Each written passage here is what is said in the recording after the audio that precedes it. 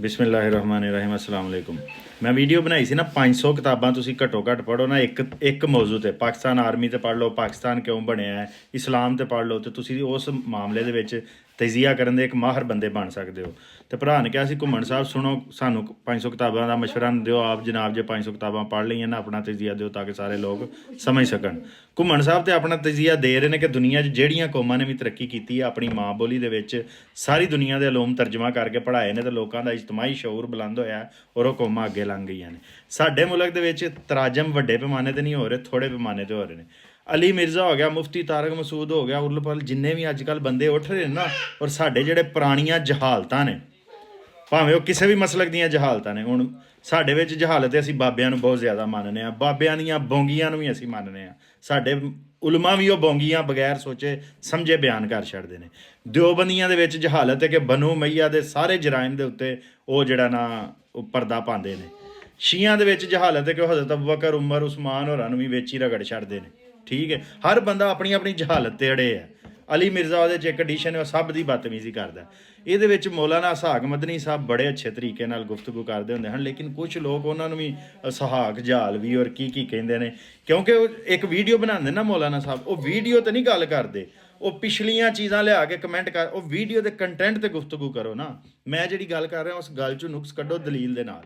ਮੌਲਾਨਾ ਇਸਹਾਕ ਸਾਹਿਬ ਨੇ ਜਿਹੜੀਆਂ ਗੱਲਾਂ ਕੀਤੀਆਂ, ਹੁਣ ਮੈਂ ਇੰਜ ਦੇ ਬੰਦਿਆਂ ਨੂੰ ਵੀ ਵੇਖਿਆ जिन्हें कहा कि हज़रत अली को इतिहादी गलती हो गई है, इजतहादी गलती हो गई, मतलब मीरे माविया के मुकाबले हज़रत अली गलत हो सकते हैं, मीरे माविया गलत नहीं हो सकते। क्या बात है भाई तुहाडी, कित्थे तुसी इस्लाम पढ़ रहे हो? अली इस्लाम है, अली कुल ईमान है, अली अली है यार। मीरे माविया अली के मुकाबले कुछ भी नहीं, जीरो नहीं, माइनस ने। तो तुसी पता नहीं किहड़े मसलक दीयां किताबां पढ़न दे हो, तुसी मीरे माविया नूं नाल अली के मुकाबले च लै आउंदे हो।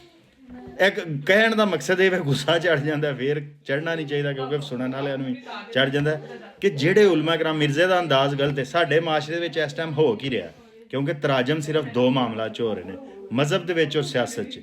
मज़हब और सियासत डिस्कस हो रही है, ना जियोग्राफी का इलम डिस्कस हो रहा है, ना तरीख का इलम डिस्कस हो रहा है, ना जिहड़ा यूरोप ने जो दुनिया ते कब्जा किया, सब तो पहला उन्हें दुनिया का जियोग्राफिया पढ़िया सी, कौमां दियां आदात पढ़ियां सन, आलमी तलकात पढ़े सन। एहले उलूम साडे जिहड़े ना सारे इंग्लिश च ने। मज़हब उर्दू दे विच, सियासत पंजाबी उर्दू पश्तो च मौजूद है, उहदे ते ही बक जारी है मुल्क दे विच। मुल्क च तुसीं तराजम करो वड्डे पैमाने ते, एक बारी थरथली मचेगी, मचनी भी चाहिए। यूरोप च थरथली मची सी ना, लोगों ने चर्च के खिलाफ उत्थे जिहड़े ना जिवें साडे पीरां दी बड़ी इज्जत है, उत्थे पादरियां दी बड़ी इज्जत सी।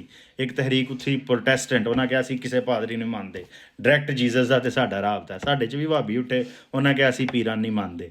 लेकिन वो जिहड़ी बाइबल है ना, बाइबल दे विच आप ही बड़ियां कंट्राडिक्शनस ने। मैं तो आना कुरान पाक ते तर्जमा होए दलील दे नाल बंदा कुरान पाक पढ़े, कुरान पाक दे उत्ते इतराज़ात करे, दलील दे नाल साडे उलमा जवाब देण, यह हुंदा है माशरा अगे जाता है। यूरोप के बाइबल, मैं किसी सहाई की तोहीन नहीं करता, लेकिन बाइबल शिकस्त खा गई, सैकुलरिज्म वध गया। इस्लाम च कुरान पाक च और सुन्नत च इन्नी ताकत है वे कि इस्लाम और कुरान शिकस्त नहीं खाता। लेकिन तुसी तराजम का एक सलाब खोलो तो सही, लाहौर, कराची, इस्लामाबाद, ਜਿਹੜਾ ਸਾਡੇ ਵੱਡੇ ਵੱਡੇ शहर ने, कोयटा, ਇੱਥੇ ਤੁਸੀਂ ਵੱਡੇ ਵੱਡੇ ਤਰਜਮੇ ਹਾਊਸ ਖੋਲੋ, ਪਿੰਡਾਂ ਦੇ ਵਿੱਚ ਗੁਫ਼ਤਗੂ ਹੋਏ, ਗਾਲਾਂ ਨਾ ਹੋਣ। ਸਾਡੀ ਆਖਰੀ ਜਿਹੜੀ ਇਜਾਦ ਹੈ ਨਾ, ਇੱਕ ਸਾਧ ਰਿਜ਼ਵੀ ਸੀ ਤੇ ਉਦੋਂ ਬਾਅਦ ਉਹ ਗੋਂਦਲ ਜਾਹਲ ਆ ਗਿਆ। ਉਹ ਜਾਹਲਾਂ ਦੇ ਨੇ ਨਹੀਂ ਕੌਮ ਦੀ ਰਹਿਨਮਾਈ ਕਰਨੀ, ਇਲਮ ਵਾਲਿਆਂ ਬੰਦਿਆਂ ਨੇ ਕਰਨੀ ਹੈ ਔਰ ਦਲੀਲ ਦੇ ਨਾਲ ਕਰਨੀ ਹੈ। ਤਰਾਜਮ ਇਸ ਮੁਲਕ ਦਾ ਹੱਲ ਹੈ। ਅਬਾਸੀਆਂ ਨੇ ਦੁਨੀਆ ਤੇ ਤਰੱਕੀ ਕੀਤੀ ਸੀ, बगदाद च पूरी दुनिया के तराजम होए सन। चीनिया ने तरक्की की है, सारी दुनिया के लोग उन्हें चीनी च कन्वर्ट करके तरक्की कर गए हैं। पाकिस्तान तरक्की करेगा जो पंजाबी, पश्तो, सिंधी च तराजम होणगे और गुफ्तगू का, मुकालमे का, दलील का रिवाज होएगा। गाल का, कतल का, धमकी का, तौंस का रिवाज मुकेगा।